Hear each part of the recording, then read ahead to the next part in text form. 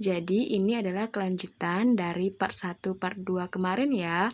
Yang belum nonton silahkan ditonton kembali di part 1 dan part 2. Dan ini cuplikan dari part 2 kemarin. Oke, kita akan membahas perkembangan mengenai pergolakan dalam negeri. Pergolakan dalam negeri bahasa ini adalah pergolakan dalam negeri berkaitan dengan kepentingan. Yaitu 3 pergolakan dalam negeri yang berkaitan dengan kepentingan. Selanjutnya kita bahas pergolakan dalam negeri berkaitan dengan ideologi. Selanjutnya kita bahas dalam negeri berkaitan dengan kepentingan. Yaitu yang pertama adalah pemberontakan angkatan perang atau adil atau AKRA. Yang kedua pemberontakan Andi Ajis. Yang ketiga pemberontakan Republik Maluku Selatan. Dan kita akan bahas satu-satu ya. Setelah melihat cuplikan video di part 2 kemarin, masih ingat kan pembahasan kita di part 2 kemarin?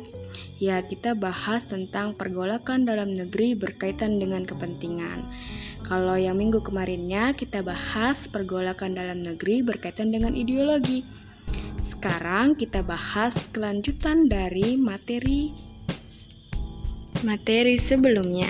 Ya, minggu kemarinnya kita bahas tentang ideologi. Siapa yang masih ingat pergolakan ideologi?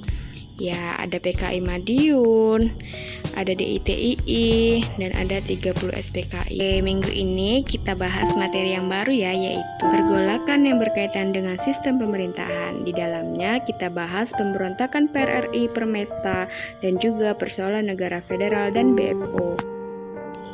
Lantas, apakah itu pemberontakan PRRI? Tahu nggak sih apa kepanjangan PRRI? Ya, PRRI itu kepanjangan dari Pemerintahan Revolusioner Republik Indonesia. Jadi, PRRI ini merupakan salah satu gerakan pertentangan antara pemerintahan pusat dan daerah yang dideklarasikan tanggal 15 Februari 1958. Selanjutnya, apa sih yang melatar belakangi terjadinya PRRI? Ada yang udah tahu? Ya, pada masa pemerintahan Presiden Soekarno, pemerintahan pusat melakukan pembangunan namun tidak merata dan cenderung mengabaikan daerah-daerah pelosok. Jadi PRRI itu dianggap sebagai bentuk protes terhadap pemerintah pusat untuk mengembangkan daerah demi kemajuan bangsa. Selanjutnya kita bahas tentang jalannya pemberontakan. Jadi PRRI ini diawali pemberontakannya itu adalah membuat gerakan-gerakan yang dia menentang kebijakan dari pemerintah.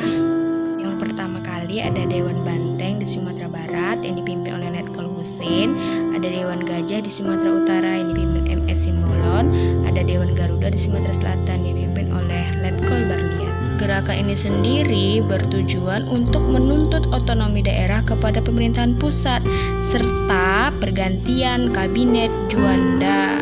Gerakan ini bertujuan bukan untuk memisahkan diri dari RI, tetapi gerakan yang bersifat menggantikan pemerintahan yang sah. Untuk menumpas gerakan ini, pemerintah RI melaksanakan berbagai operasi. Yang pertama adalah operasi tegas untuk mengamankan Riau yang dipimpin oleh Letkol Kaharudin Nasution.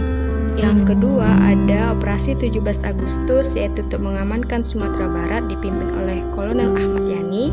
Operasi Sabta Marga untuk mengamankan Sumatera Utara dipimpin oleh Brigjen Jatikusumo. Ada operasi Sadar yaitu untuk mengamankan Sumatera Selatan yang dipimpin oleh Letkol Ibnu Sutowo. Hingga pada tanggal 29 Mei 1961, Ahmad Hussein beserta pasukannya menyerahkan diri dan pemberontakan PRRI pun berakhir. Selanjutnya kita bahas tentang pemberontakan Permesta. Apa itu Permesta? Permesta atau Perjuangan Semesta merupakan sebuah gerakan militer di Indonesia. Gerakan ini dideklarasikan oleh pemimpin sipil dan militer Indonesia bagian timur pada 2 Maret 1957. Yaitu oleh Letkol Venze Sumual. Pusat ini berada di Makassar yang pada waktu itu merupakan ibu kota Sulawesi. Awalnya, masyarakat Makassar mendukung gerakan ini. Perlahan-lahan, masyarakat Makassar mulai memusuhi pihak Permesta. Setahun kemudian, pada 1958, markas besar Permesta dipindahkan ke Manado. Di sini timbul kontak senjata dengan pasukan pemerintah pusat sampai mencapai gencatan senjata. Selanjutnya kita bahas latar belakang Permesta. Jadi latar belakangnya itu karena masyarakat daerah Sumatera dan Sulawesi tidak puas dengan pembagian alokasi biaya pembangunan juga masalah otonomi dan perimbangan keuangan yang tidak memuaskan antara pemerintah pusat dan pemerintah daerah. Selanjutnya kita bahas jalannya pemberontakan. Jadi, jalannya pemberontakan Permesta ini dimulai dari pada tanggal 2 Maret 1957, Letkol Vencesumual yang merupakan pelopor Permesta memproklamasikan Piagam Perjuangan Rakyat Semesta di Makassar. Piagam Permesta ini ditandatangani oleh 51 tokoh masyarakat Indonesia bagian timur.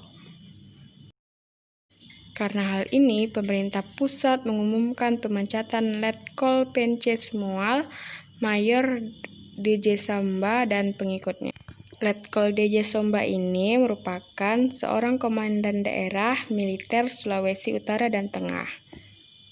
Sehingga Permesta dapat menguasai daerah Sulawesi Tengah dan Sulawesi Utara. Dan untuk memecahkan masalah ini, pada tanggal 14 September 1957 diadakan Munas yang membicarakan masalah pemerintahan, ekonomi, keuangan, dan angkatan perang yang bertujuan untuk merumuskan usaha-usaha pembangunan sesuai dengan keinginan daerah. Selanjutnya kita bahas tentang upaya pengupasan ya. Jadi pemerintah itu melaksanakan operasi namanya Sapta Marga 1 yang dipimpin oleh Letkol Sumarsono. Dan pada 1960 pihak Permesta menyatakan kesediaannya bergabung dengan pemerintah pusat. Pemerintah pusat dan Permesta melakukan perundingan dan hasilnya Permesta bersedia untuk membantu TNI menghadapi komunis di Pulau Jawa. Selanjutnya yang terakhir kita bahas tentang persoalan negara federal dan BFO. Persoalan ini dilatar belakangi oleh konsep negara federal dan Persekutuan Negara Bagian BFO atau Bigens Comes for Federal Overleg mau tidak mau menimbulkan potensi perpecahan di kalangan bangsa Indonesia sendiri setelah kemerdekaan. Persaingan yang timbul terutama adalah antara golongan federalis yang ingin bentuk negara federal dipertahankan dengan golongan unitaris yang ingin Indonesia menjadi negara kesatuan. Selain itu, perbedaan keinginan agar bendera merah putih dan lagu Indonesia Raya digunakan atau tidak oleh negara Indonesia Timur juga menjadi salah satu latar belakang persoalan negara federal dan BFO ini. Selanjutnya, alur cerita dari persoalan negara federal dan BFO ini. Sejak awal memang BFO sudah terjadi pertentangan. BFO itu terpecah menjadi dua kubu. Pihak pertama menolak bekerjasama dengan Belanda dan membentuk negara Indonesia Serikat. Ide ini dipelopori oleh Anak Agung, sedangkan pihak kedua bersikeras bekerjasama dengan Belanda, yaitu dipelopori oleh Sultan Hamid. Ternyata pihak dua atau Sultan Hamid bekerja sama dengan APRA Westerling yang mempersiapkan pemberontakan. Ingat ya, materi sebelumnya itu sudah dibahas. Setelah Konferensi Meja Bundar atau KMB pada tahun 1949, persaingan antara golongan federalis dan unitaris makin lama makin mengarah pada konflik terbuka di bidang militer. Pembentukan anggota Perang Republik Indonesia Serikat atau yang kita kenal dengan APRIS telah menimbulkan masalah lagi, yaitu salah satu ketetapan dari KMB menyebutkan bahwa inti anggota APRIS diambil dari TNI, sedangkan lainnya diambil dari personel mantan anggota KNIL.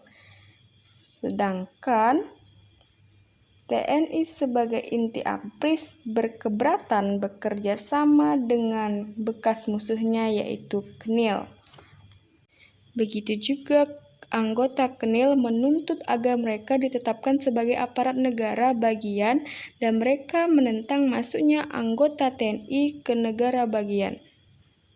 Dan kasus APRA dan mantan pasukan KNIL Andi Aziz ini sudah dibahas ya di materi sebelumnya.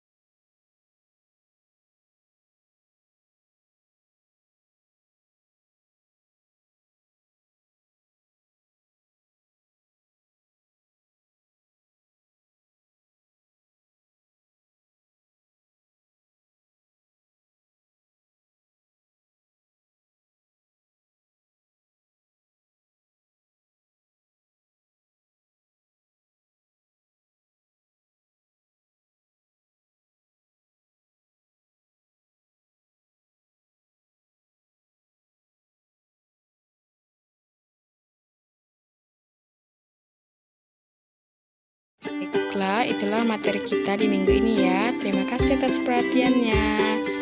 Dan jangan